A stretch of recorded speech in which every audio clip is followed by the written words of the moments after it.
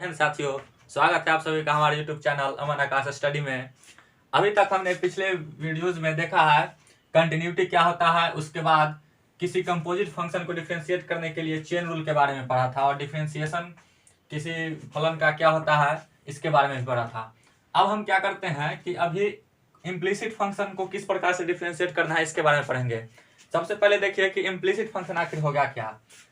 अभी तक हम देख रहे थे कि कोई function y is equal to sine x था, तो ये स्पष्ट रूप में है कि हमें यदि dy अपॉन dx निकालना है तो y हमारा क्लियर है, तो हम इसे एक्सप्लिसिट फंक्शन बोलते हैं या फिर स्पष्ट फलन। लेकिन मान लीजिए यदि कोई फंक्शन इस रूप में हमें दे दिया गया हो 2y plus 3x is equal to sine y, तो हम इसे इस प्रकार से y के लिए सिंपल फॉर्म में नहीं ला सकते हैं। तो इस प्रकार यदि कोई फंक्शन हमें दिया गया हो तो हम उसे बोलते हैं इम्प्लिसिट फंक्शन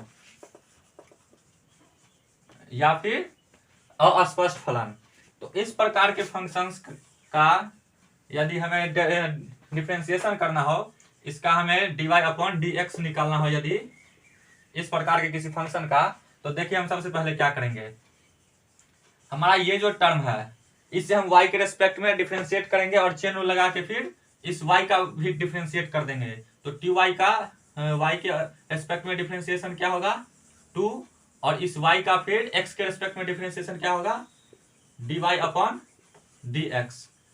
फिर देखिए हम इस टर्म को उठाएंगे, प्लस में है और तो इस टर्म ये x के टर्म में है, तो इसलिए हम केवल x के रेस्पेक्ट में इसको डिफरेंशिएट कर देंगे, तो क्या हो जाएगा हमारा 3। अब देखिए ये हमारा साइन फंक्शन है, तो साइन फंक्शन का डिफरेंशिएशन क्या होता है कॉस, तो इसे हम अभी y के रेस्पेक्ट में डिफरेंशिएट करेंगे तो हमारा कॉस y। अब फिर इस y को हम x के रेस्पेक्ट में डिफरेंशिएट करेंगे तो dy अपॉन dx। अब हम यहाँ पर सारे जो dy अपॉन dx वाला टर्म है उसे एक साइड ले आएंगे और जो भी केवल x का या फिर जो कांस्टेंट टर्म है उस सबको हम एक साइड ले आते हैं।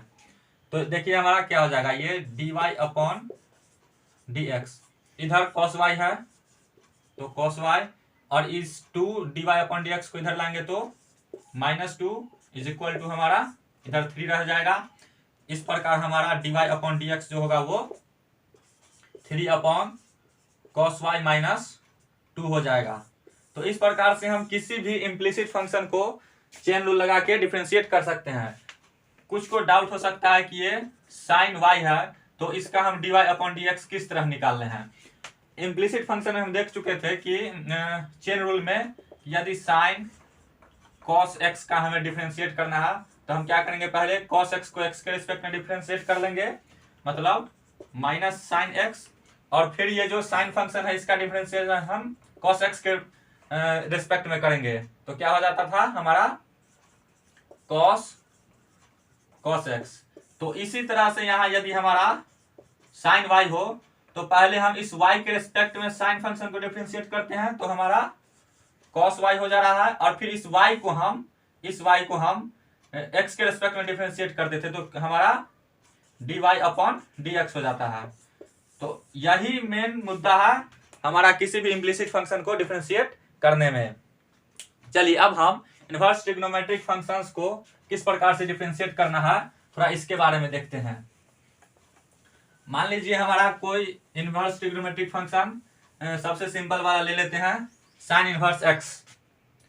हमारा y is equal to sine inverse x है, तो हमें dy अपॉन dx निकालना है। तो इसे हम किस तरह से निकालेंगे, देखिए सबसे पहले यदि हमारा y is equal to sine inverse x है तो हमारा sine y is equal to x होगा।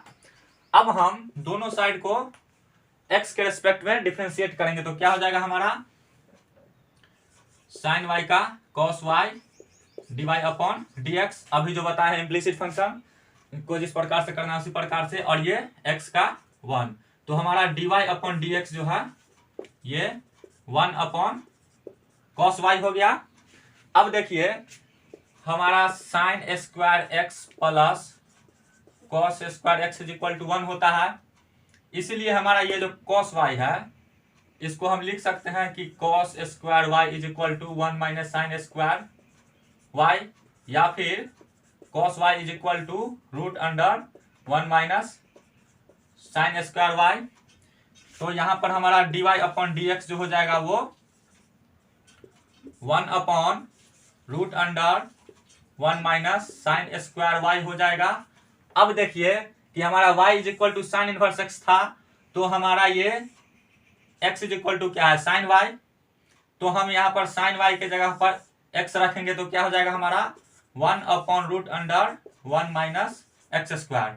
तो इस प्रकार से हमारा dy अपॉन dx क्या हो गया, 1 upon root under 1 minus x square. किसका, साइन इनवर्स x का डिफरेंशिएशन। इसी प्रकार से हमारा cos इनवर्स x का डिफरेंशिएशन यदि निकालना हो तो यहाँ पर माइनस साइन आ जाएगा। हमारा यदि tan इनवर्स x का डिफरेंशिएशन निकालना हो, tan इनवर्स x का, तो हमें 1 अपॉन 1 प्लस एक्स स्क्वायर आ जाएगा। यदि यहाँ पर cot इनवर्स x हो तो यहाँ एक माइनस साइन लग जाएगा। फिर इसी प्रकार से यदि हमारा sec x का डिफरेंशिएशन, sec इनवर्स x का डिफरेंशिएशन निकालना हो तो हमारा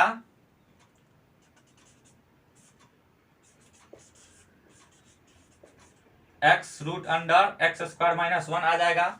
यदि हमारा ये cos x हो तो यहाँ पर माइनस का साइन लग जाएगा। इस तरह से हम सभी इनवर्स ट्रिग्नोमेट्रिक फंक्शंस का डिफरेंशिएशन निकाल सकते हैं। अब हमारा क्वेश्चन यदि कुछ भी हो तो इस कॉन्सेप्ट का यूज करके हम कोई भी क्वेश्चन बना सकते हैं।